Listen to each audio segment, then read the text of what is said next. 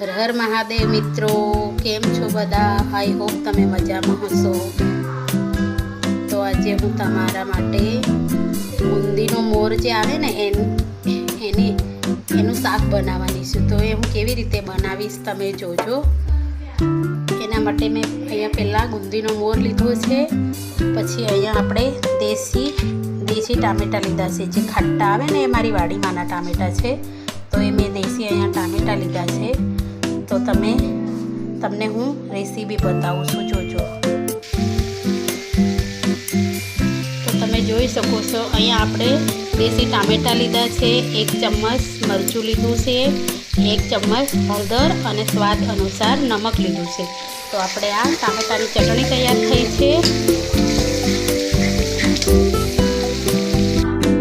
અહીંયા તમે જોઈ શકો છો કે મેં જે ટામેટાની ચટણી હતી એની અંદર આપણો મોર નાખી દીધો છે.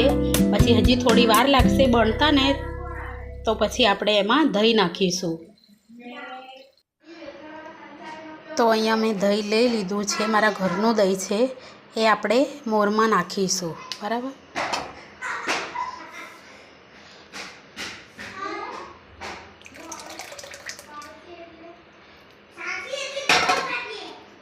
મોરને સતત હલાવતા રહેવાનો છે આપણે.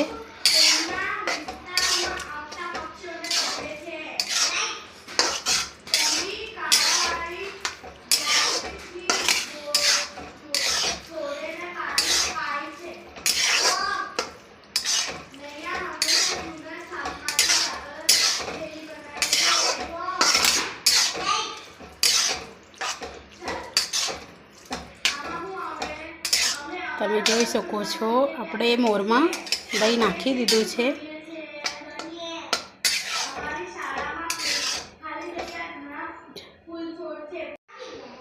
હવે તમે જોઈ શકો છો, આની અંદર આપણે મોર સરસ રીતે બની ગયો છે.